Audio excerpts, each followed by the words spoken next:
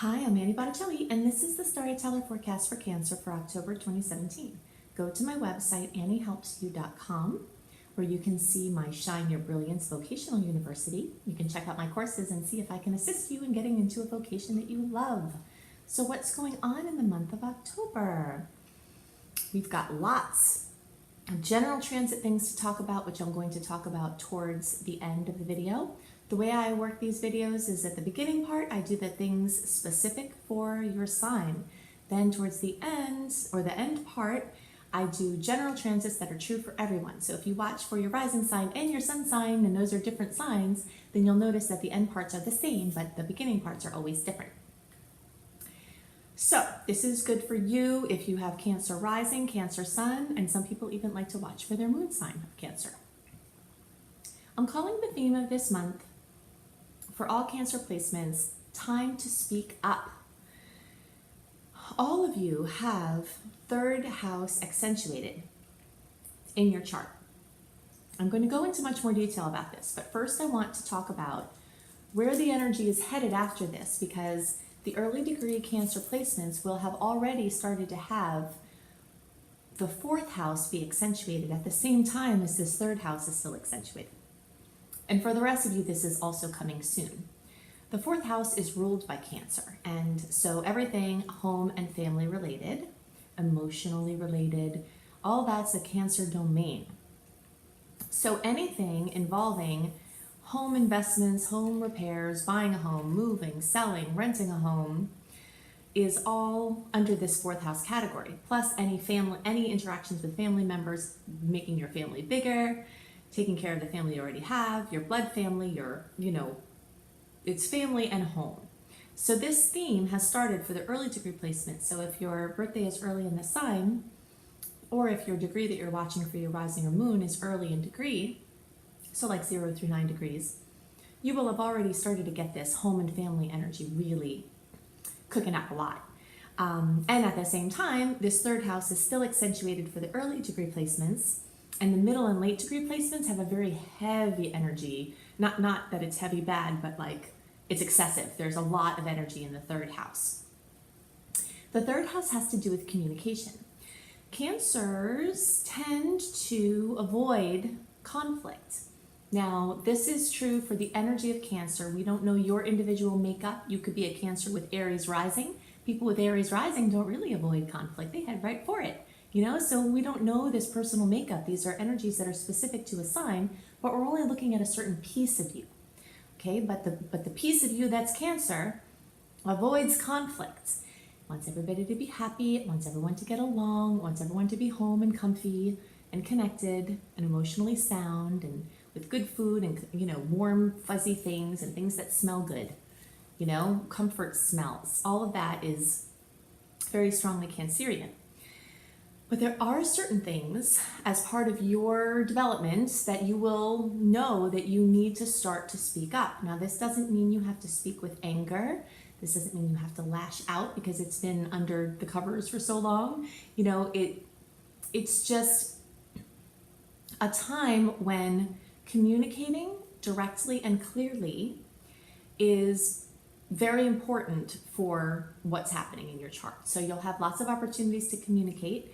And lots of opportunities to try to either set things straight or open up discussions about things or defend yourself or speak up for yourself. And, as part of our spiritual process, it's helpful when we do inner work around an issue that we have before we bring it to somebody else. Because if usually the way of Cancer is it holds it. Then when it comes out, look out, it's eruptive, and it's very powerful. That's not the best thing for your energy to do it that way. And it's not always the most productive either. So if you can do something, there's an exercise from one of my favorite self-development books called Marriage of Spirit by Leslie Temple Thurston with Brad Laughlin. And there in the section 2, there are writing exercises that you can use. You can just I always tell people, get a 5-subject notebook and work with these exercises all the time. We have to work with our emotions and clear our emotions just like we clear off the table to make more room to eat, or we go to the bathroom to make more room to eat. You know, everything is constantly in motion. So the emotions that we have to release them. And if we're releasing them, what I think is irresponsibly, which is lashing out, even if we're right, that's energetically putting poison on someone else. Now, it's not the Cancer way usually to do a lot of that. Usually they hold it in and they're poisoning themselves, which is equally as unfortunate. So if you can do something like a writing exercise or write a letter to someone the way you'd like to say something to them and then burn or tear up that letter, don't send that letter. And then after you get all that out, that's kind of on your mind, on your heart, then you'll be more free to communicate without as much charge. And that's the goal here, is clear, loving, gentle but firm communication. If you need to get a communication device, this is a fabulous time for it. We've been in a retrograde cycle, which wasn't the best time to get new devices if you could help it, although many people would have to, and that's perfectly fine. But it's really good energy in October without having any personal planets be retrograde, that you can get a new device, upgrade your device, computer, car, vehicle. This third house is also the house of transportation, so things that you use to get around. So your transportation and communication will be accentuated in many different ways. The third house is also the house of siblings and cousins. So you might find that you are maybe going to visit your siblings, you know, or a sibling, or doing something with those family members. You might also be doing something with mom or dad because, like I said, that fourth house is starting to become part of the picture, and especially as you get towards the end, all of you start to get on, you know, on that fourth house wagon, where home and family, which is also mother, which father can come in there sometimes. So it's very family related for your extended family, but the third house is specific to your siblings. So you might notice some boosts of energy there. If you'd like to work on a project with one of your siblings, this is an amazing time to either open up discussions or continue discussions. It's happened so many times that I've seen with siblings that they've loosely talked about certain ideas over the years. This would be a really good time to say, hey, I think we should start to do something with this. Instead of talking about it, let's actually do something with this. And this would be very supportive to, you know, sibling energy, cousin energy, aunts, uncles coming together, and even with the parents from the fourth house perspective. So those are the things most on my mind for Cancer specifically. Now I want to go into great detail about this luckiest day of the year, Jupiter changing signs into Scorpio. This happens once a year, so this is very notable. It's happening this month. Also, I want to talk about a whole bunch more specific transits and implications that you might see from them. So I'm calling the theme of the month for all signs, Purge and Merge. And this is from the short-term and actually now introduction to this long-term energy in Scorpio that is being brought in as a theme. We've got personal planets which move more quickly and talk about the energy over a number of weeks, moving into the sign of Scorpio. But we also have Jupiter changing signs into the sign of Scorpio, and it will be there for a year. So, do you ever notice that when you clear out a shelf, before you know it, the shelf is full again? You know, this is just an example of how energy moves. Space wants to be filled. So the best way to usher change or new things in is to make space for those things. And so this energy this month is very much about releasing so that you can make room for more things to come in. And there will be a strong theme, a Scorpio-based theme about what those things are that will be coming in.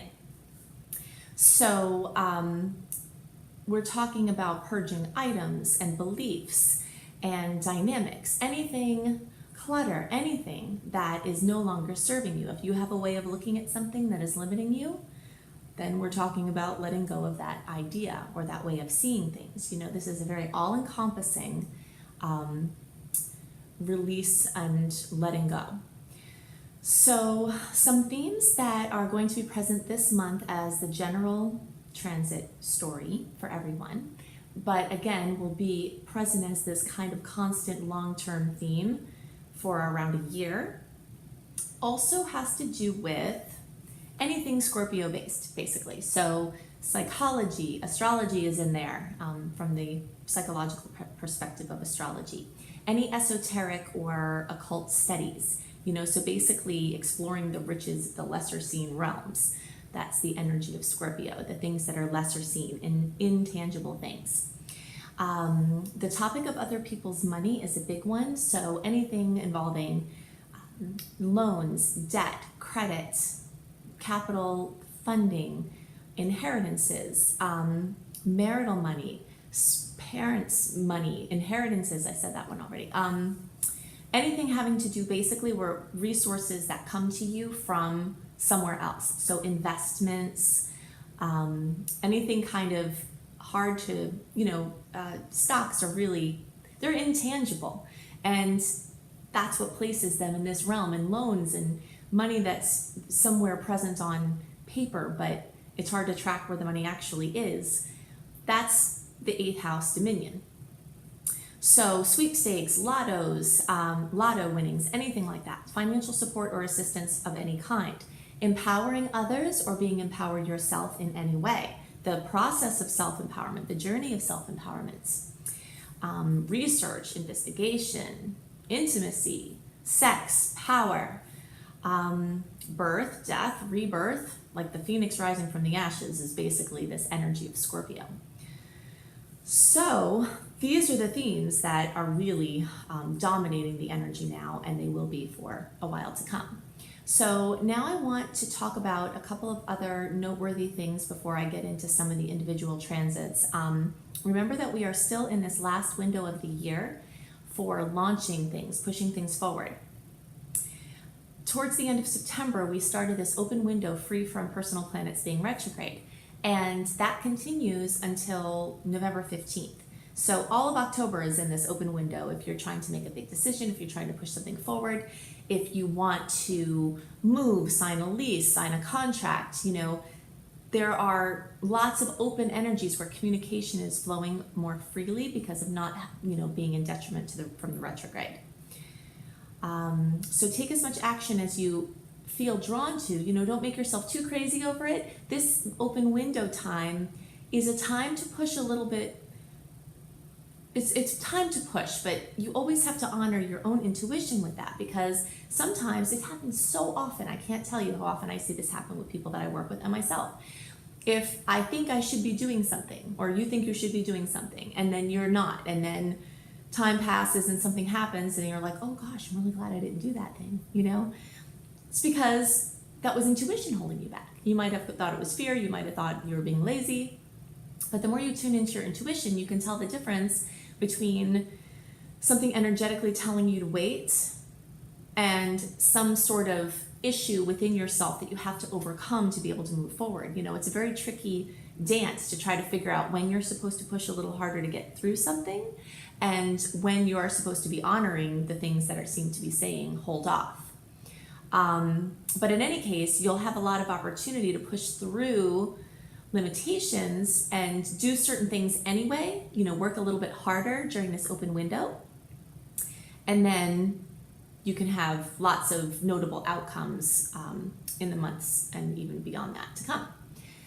This is the last window before I guess it's the second to last window before this big wall of retrogrades that we have next year. Next year, most of the year is spent in a personal planet retrograde, and usually more than one personal planet being retrograde at once. We've got the Mercury retrograde cycles, we have a Venus retrograde cycle, and we have a Mars retrograde cycle.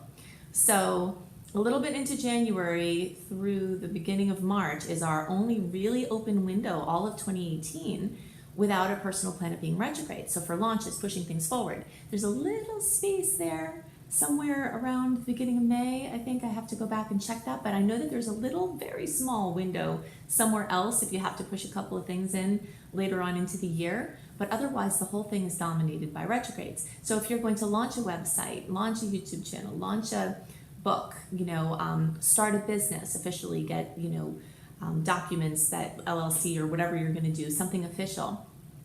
You want to try, if you're intuitively led this way, to get these kind of things done in this window or in the window that's early in 2018. So hopefully you can find your balance between what you have to push through and what Spirit might be telling you to hold off on. So we do also have one of the luckiest days of the year this month, which is around October 26th. The actual transit of the Sun joining with Jupiter happens on the 26th. Sometimes you feel that energy the day before, sometimes you feel that energy the day after, but it's just very lucky and very wonderful and very well lit up. I remember last time this happened, last year, I was expecting it on the day, that the transit was happening, but the day before was when it hit for me, and it was just like, whoa, this is so Jupiter Sun, so just follow the flow, because we give you these dates as guidelines, but the energies, the manifestations from transits can happen before or after the actual transit, so you have to be feeling into them. And a lot of times there are transits going on at the same time, so like a really good transit could be happening right at the same time as a challenging one, so you have to really tune in to make sure things are flowing for you personally and not just base your decisions on a date per se. It's a very individual process because our charts are very complex, and general horoscopes can't speak to all of the other things that are going on in your chart. Only you can feel that. Okay, so let's talk about some of these other aspects. We start out the month with a really beautiful aspect, Mars trining Pluto. So this is the second and last time that this aspect will occur. It occurred before on April 6th. So it can bring courage and confidence and determination. So if you need some oomph to push something through, then the energy around this time could be helpful with that. And you might feel that even towards the end of September, a few days before the October 1st or a few days after. On October 3rd, we have the follow-up here, which is Venus making a trine to Pluto. And this is all happening in Earth energy, because Mars in Virgo and then Venus in Virgo are making the trine to Pluto and Capricorn. So this is very grounded, this is very stable, this is very practical. And there are lots of things that you can do with that energy. So Venus rules love, beauty, money. Mars rules, your energy, how you use it. And by the way, I am giving you some details about some of the transits that I see most notable for this month. But if you'd like a written version of the general transits, then definitely sign up for my free email newsletter at anniehelpsyou.com. I send out a monthly newsletter like clockwork. If you have signed up for my email and you're not getting the emails, you need to contact me because there's something up. They could be going to spam or promotions or events folders or something like that, because I send it out every month, a month early. So I'll be sending out this October one to my list in the beginning of September, so that you have a visual version of the general transits, because sometimes it's easier to process that way and to keep track and to make your plans. Okay, so on October 5th, we have a full moon at almost 13 degrees of Aries. Full moons bring fullness and completion, and sometimes drama, and sometimes things coming to fruition in a magical way. It's a welling up. I always think of it as a dog shaking off water, because water represents emotion, and that's what we do at the full moon. It's just like a shaking off of all this emotional buildup in our fields.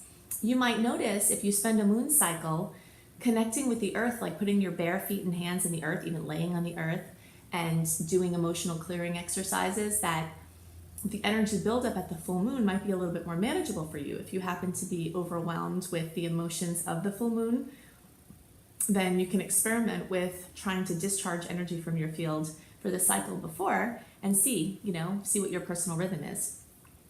But the fullness, completion, fruition, possibly drama comes in the sector of individuality and self-image. So this can bring a lot of attention to you. This can mean a lot of people are looking at you. It could also mean that you weren't looking at something within yourself that you have to. Sometimes there is a symptom or a health ailment that you've been ignoring, and sometimes the full moon in Aries will bring it up, bring it to fruition. Speaking of which, I wanted to mention earlier, I want to make sure to mention now, is the state of our adrenals very much is related to how we experience astrological transits, because our adrenals rule a lot of different things. It's very complex, the amount of physiological things that are connected to the adrenal glands. But when we are running on overtime, stressed all the time, our adrenals get burnt out. And people joke about this and say, oh, my adrenals are shot, and they go on with their lives. Well, if you hear any message from this from this video, I hope it's take your adrenal state more seriously than any astrological forecast, because how you tolerate stress, how you make decisions, how you hold anger, how you respond, how you tune into your heart messages and your intuition is all going to be connected to the state of your adrenals in many cases. So when the transits come and exert pressure on you, if you're already super stressed and your body is just overwhelmed because you're not babying your adrenals, then you're going to have more of a challenging experience processing challenging things that come. It's harder to handle things gracefully when your adrenals are stressed. So you've got to check in with your doctor and yourself and your own research to see what the best way is to balance and be nice to your adrenals, but definitely feel into it because because things like this can supersede some astrological things, or at least definitely shift how you experience the astrology and put you in a more clear position to use the positive energies while softening and mitigating some of the challenging transits. Okay, so October 8th, we've got Venus in Virgo square Saturn in Sagittarius. So pressure is put on finances and relationships and likely self-esteem. Whenever Saturn is in a challenging angle to a planet, the pressure and stress is they're the key words that come along with this. And since Venus rules love, beauty, self-esteem, money, some pressure will come there. Then we have on October 9th, Mercury and the Sun together, okay, and in Libra, and those are both squaring Pluto. So again, when you have a square, this is a challenging angle. This can be stressful. So negativity and suspicions could run high now. There could be an antagonistic force coming towards you, or it could be an internal source, which usually it is under the guise of an external force, but very often, especially when Pluto is involved, there's inner riches to come out. So sometimes we get lazy, and unless we have a bit of pressure, we don't find places within ourselves that are waiting to be revealed. So this could be a little pressure, this could be a little stress, but you also could find some hidden riches from that. On October 10th, this Jupiter entering Scorpio that I spent some time talking about before. So this is going to last for around a year. Jupiter transits are around a year. On October 11th, we've got Mars squaring Saturn in Sag.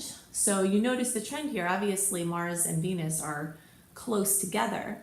And so Mars will make an aspect, and then Venus will make an aspect. So now here we have Mars making this, this square to Saturn after Venus already made the square. So this is, whenever Saturn's involved, there's usually like some sort of older or allegedly wiser or more established energy, or someone who happens to have the say, even if they're not older or wiser, a Saturnian force that's working against your movement. Mars represents movement. Trying to be a perfectionist at this point might be harder now. So just kind of feel into that, because flexibility might be able to push you through this transit a little bit better. October 12th, we have Mercury and Saturn in a nice angle. So this is good for concentrating and figuring out solutions. So if you have anything come up from the previous transit with Mars and Saturn, then this could be assistive to you. October 15th, we have Mercury in Libra opposing Uranus in Aries. Whenever the planet of communication is opposing this random, erratic, or seemingly random and erratic force of Uranus, it definitely increases nervous tension. So using all of your tools to support your adrenals, to keep yourself balanced now, because there's going to be a tendency to rush into things, into agreements.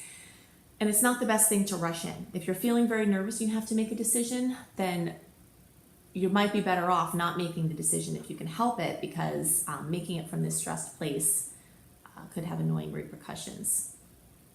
So on the 16th, we've got the Sun in Libra making a nice angle to Saturn. So this can bring a burst of support or respect from someone in charge or someone who you admire. October 18th, we have Mercury in Scorpio making a conjunction to Jupiter in Scorpio. So we talked about, and I'll mention again, this Sun in Scorpio conjunct Jupiter in Scorpio aspect on the 26th. Mercury coming and joining with Jupiter also carries good luck and also carries positive energy and good news. It's one of the typical transits of good news. So that's happening. And then on October 19th, we have the new moon at 26 degrees of Libra. Whenever there's a new moon, there are new open possibilities, and you make your 10 new moon wishes now on the subjects of Libra.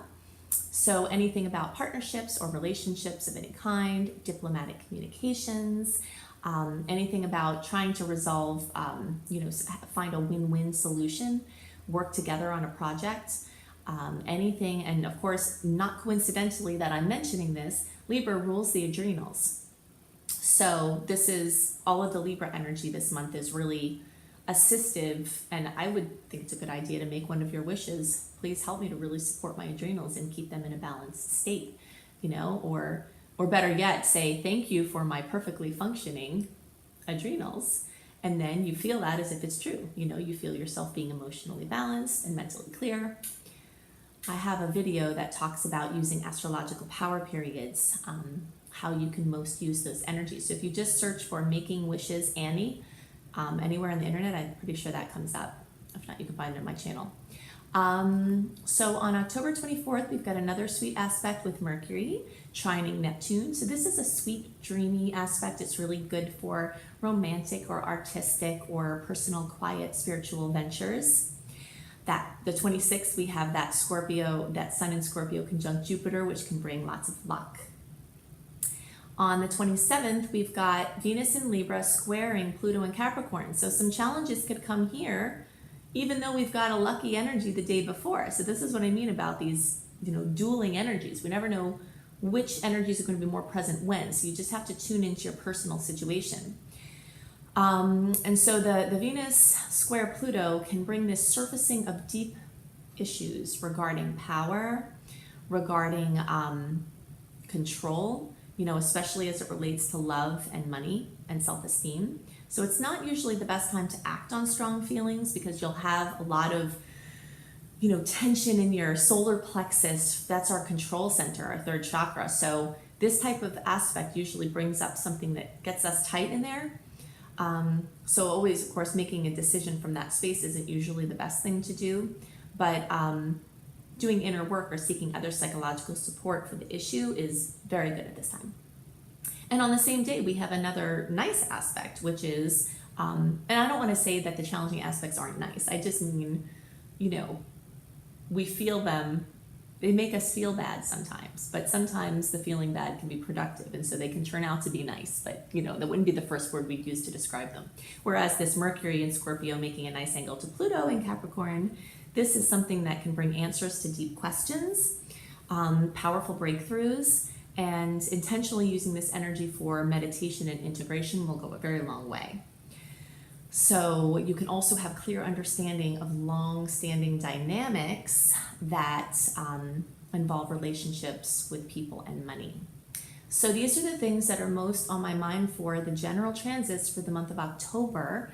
Definitely look at my website for a new offering I'm going to have available very soon, a new school that I'm starting. Also check out my Shine Your Brilliance Vocational University, where I have my coach training, my online business course training. I have my astrology apprenticeship program, so you can see if there are still slots in those, and also check out my Train Your Brain subliminal bundles, where you can be shifting your neurological patterning as you listen to nice, relaxing outside sounds. And if you'd like to see more about what's up for the month for you, for your sign, check out my husband, B.R. Newman's Taroscopes, and you can look him up under B.R. Newman, Neumann, or see them at imhelios.com. You can check out my website and all of my offerings at anniehelpsyou.com. Definitely sign up for my free email newsletter and get your written version of the general transits out. Also, other things come along with that sometimes. And I hope you have a wonderful month, and I'll see you next month.